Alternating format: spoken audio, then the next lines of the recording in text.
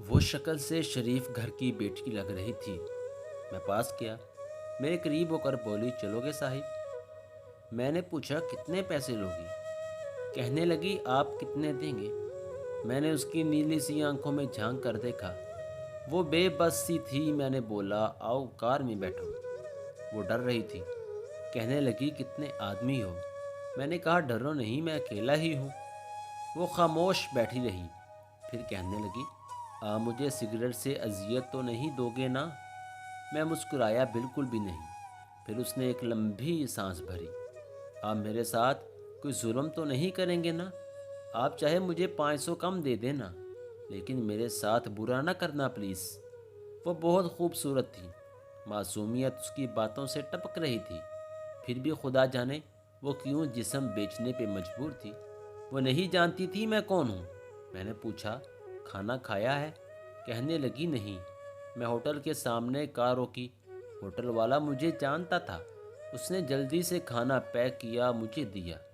میں کار میں بیٹھ گیا۔ آ کر میں نے ڈیرے کی طرف چل دیا۔ چوکیدار نے دروازہ کھولا۔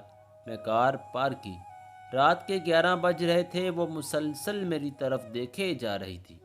میں نے کھانا پلیٹ میں ڈالا، اسے کہا، ہاتھ دھو لو۔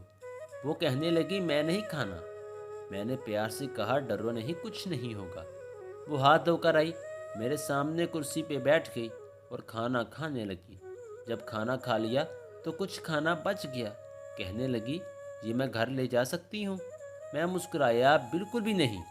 وہ چپ ہو گئی، برقع اتارنے لگی۔ میں نے کہا، رک جائیں، میرے پاس آ کر بیٹھ جائیں۔ وہ حیران تھی، میری آنکھوں میں دیکھ کر بولی، جلدی سے اپنا کام کریں، مجھے واپس چھوڑیں۔ میں نے کہا، نہیں پوچھوں گا کیوں کرتی ہو ایسا، کیوں بیچتی ہو جسم؟ بس اتنا کہوں گا، چھوڑ سکتی ہو کیا یہ سب؟ وہ میرے چہرے کی طرف دیکھنے لگی، آپ پاگل لگ رہے مجھے۔ میں نے اس کی آنکھوں میں دیکھا، ہاں پاگل ہی ہوں میں، سب پاگل ہی سمجھتے ہیں مجھے۔ وہ کہنے لگی، اگر کچھ کرنا نہیں ہے تو مجھے واپس چھوڑ کر آؤ۔ میں نے اس کے سر پہ ہاتھ رکھا، پھر پرس سے 10,000 نکالے، اس کے ہاتھ پہ رکھے۔ وہ حیران تھی، کہنے لگی، میں نے نہیں لینے، آپ کیوں دے رہی ہیں یہ پیسے مجھے؟ میں نے اس کے چہرے پہ ایک تھکن محسوس کی تھی۔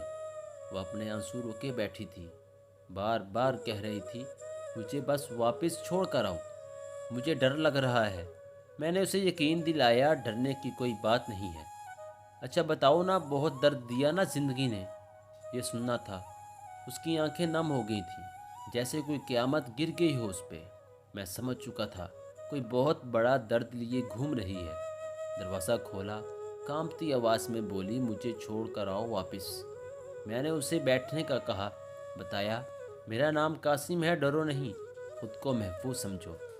اسے جب یقین ہو گیا پریشانی والی کوئی بات نہیں تو بتانے لگی، شوہر مر گیا، 3 بیٹیاں ہیں، سسرال والوں نے نکال دیا، ماں باپ فوت ہو چکے ہیں، بھائی کوئی ہے نہیں۔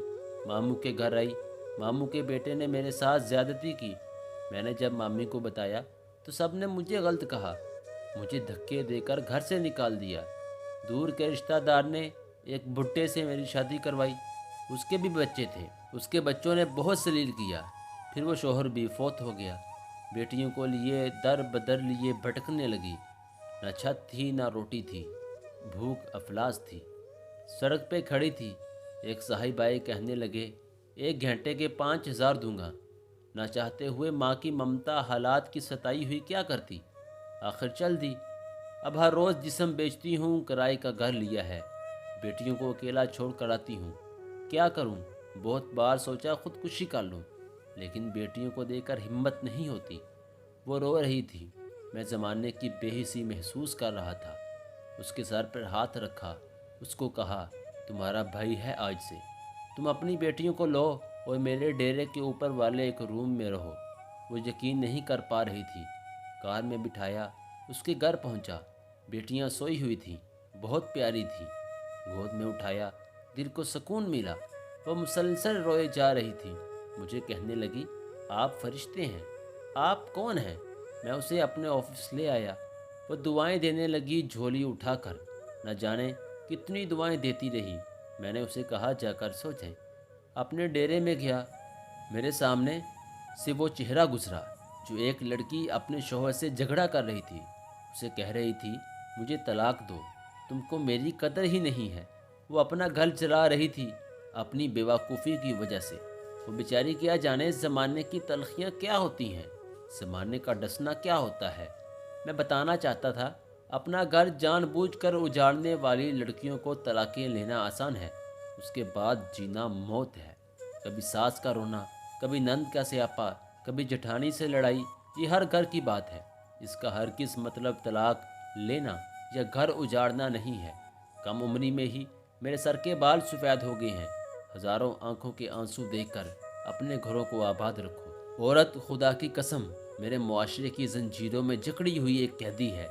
کبھی باپ کی پگڑی پہ لٹ گئی تو کبھی ساس کے زہر آلود لہجے پہ، کبھی شوہر کی انا پہ خاک ہو گئی تو کبھی اولاد کی وجہ سے۔ مرد اگر سمجھ جائیں میری اس تحریر کو تو شاید میرا معاشرہ بدل جائے۔